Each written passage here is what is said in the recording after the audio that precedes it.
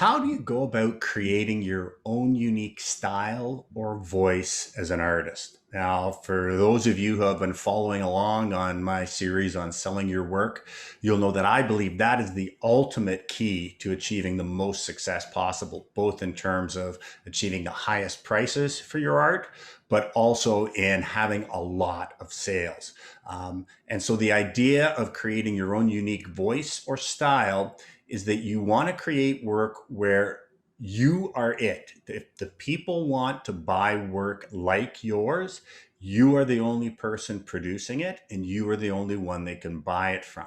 Now, if you can do that, that really increases the scarcity of the amount of work out there because no other artist can kind of fit the bill. And if you are creating great work that reaches out and engages the public and draws them in and makes them want to possess your work, if you're doing that with a unique voice, that also really increases the value or how much people are willing to pay for it. So the question then becomes, once you've kind of mastered the skills, you've mastered composition, you've spent a bunch of time kind of exploring different painting processes and different techniques so that you are a very, very competent painter, how do you go about finding your own unique voice? And that's what I'm going to talk to you about today and tell you what I think is the best way to actually go about doing that. For those of you who don't know me, I'm Tim Packer. I'm a fairly successful artist. I'm actually probably in the 99 point something percentile of working artists. In the last 20 years, I've earned over $2.5 million off the sale of my art. And typically now my earnings are around $200,000 a year. Now, I've decided in the last several years that my new mission in life is to share everything that I've learned about the business of becoming a successful artist so that other people who share that dream will at least have some idea of putting together a plan to do that for themselves. Now, you could do me a really big favor right now. It would help me and it would help the channel grow. If you like my content and you want to see me continue to produce content on a regular basis, you can give me a thumbs up for this video and you can also press that subscribe button. Now, going forward, I hope to be publishing a new video every Monday and every Thursday. So let's get back to the original topic that we were talking about. It's how do you go about creating your own unique style or voice? Well, I mean, you could just kind of, push paint around in your studio, trying all kinds of different things and hoping that it will appear. And it might, but that's not a very effective strategy. It might not ever happen, or it might take forever. What I think is the best way to go about creating your own unique voice is to seek out influences, learn the skills and techniques of those artists, so that you are continually kind of just improving the amount of tools in your belt, the different numbers of techniques that you are competent and confident in, the different processes of painting, and just really expanding your mind to the possibility of painting. Now, when we first start out painting, everybody pretty much, goes by the standard method of they paint the sky, then we paint the background, then we paint the middle ground, then we paint the foreground.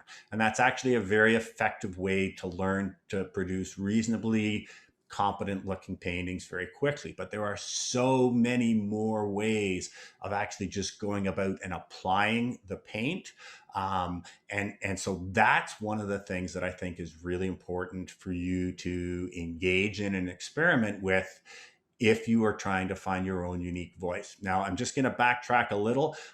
In my previous video, I mentioned this. I think it's really important to master the skills. So things like drawing, things like paint handling, things like color and composition, things like basic just techniques of applying paint before you go searching for your own unique voice. Because the more you've mastered those things, then you have the whole world available to you as what potential style you might end up painting in. If you haven't mastered the skill of drawing and you haven't mastered color theory, and you haven't even mastered the different ways of applying paint to a canvas or to a piece of watercolor paper, then if this is the gamut of all possible styles that you could end up wanting to paint in, Without those things, you maybe have a tiny, tiny little bit here that you can actually do. In the rest of them, your lack of competence is going to show up in the finished product. And remember, it's only desirable to have your own unique voice or style once you're producing great art. And great art is art that exhibits a mastery of skill, a mastery of knowledge, mastery of techniques, creates work that stops the viewer in their tracks. It takes their breath away, it draws them in, and it makes them want to possess it.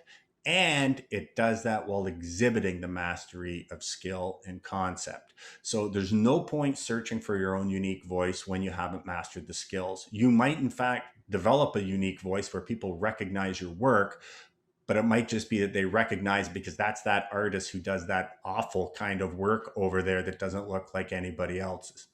But once you've mastered the skills and the techniques, the way that I would go about doing it is look for artists whose work you really love.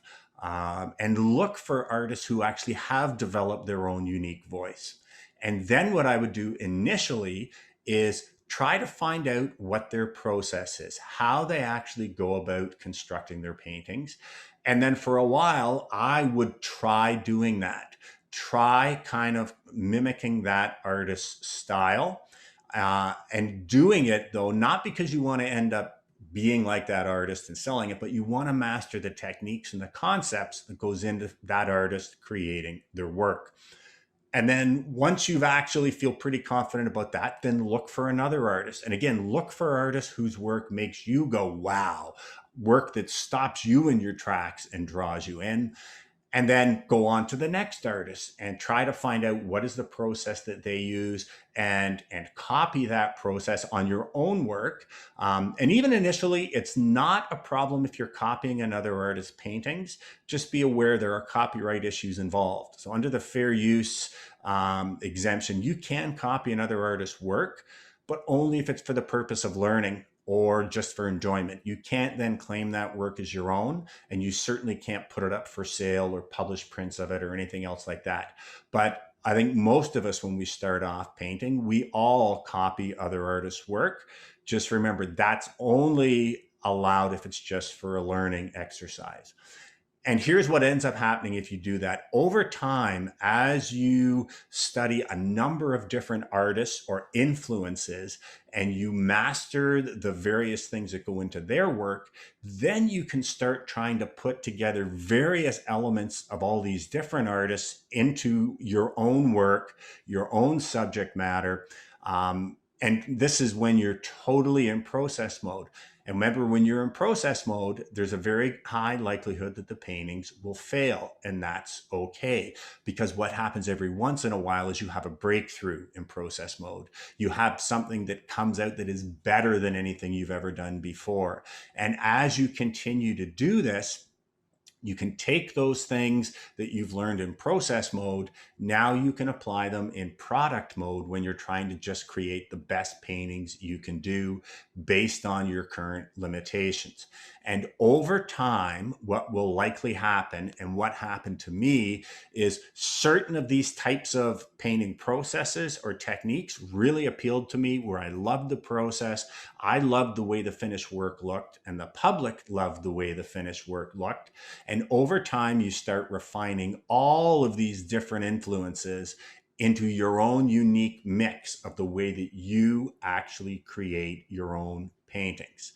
And once that happens, once you reach the point where you're able to consistently create great work with a unique voice, where you love the process, the public loves your work, and you love the finished work, then you are off to the races. And then it just becomes a business and marketing problem in terms of getting your work exposed to as many people as possible. And just doing that, the increased demand will see your prices continually rise over time.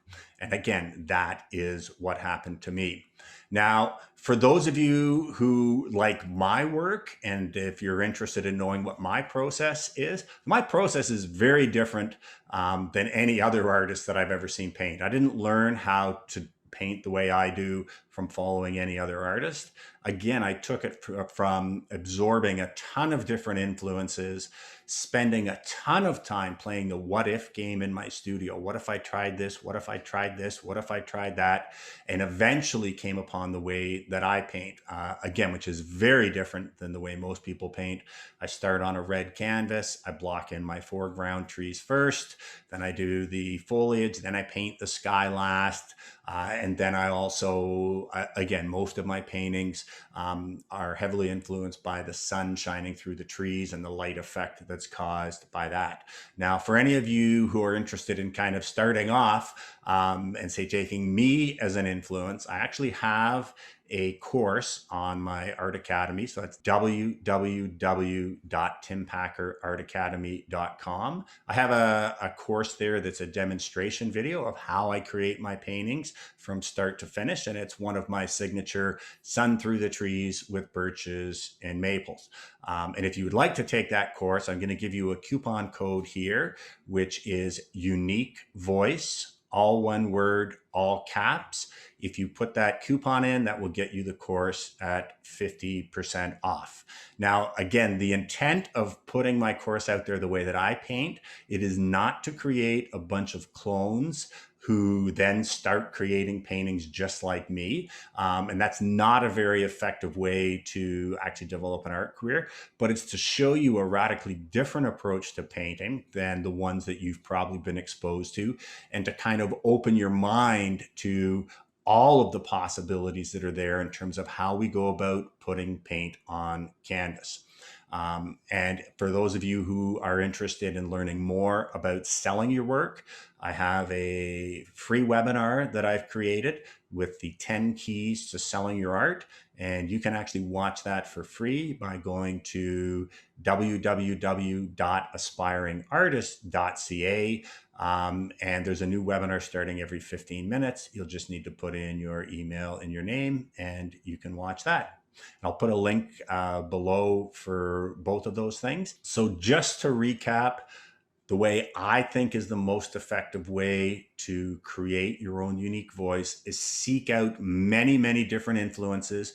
By that, I mean many artists whose work you really admire, or where you see it, you go, oh, I'd love to be able to paint that way. Learn the processes and the techniques that they use to create their work, but then don't just stop and copy their work. Then search out for more artists, more influences, do the same thing. And as you continually do that, you will increase your skill set, your conceptual knowledge, just kind of that whole ability to envisage many, many different ways of actually painting. And then over time, spending time in process mode, playing the what if I did this and this and this, and then seeing what turns out, eventually you will reach a point where you are creating work with your own unique voice.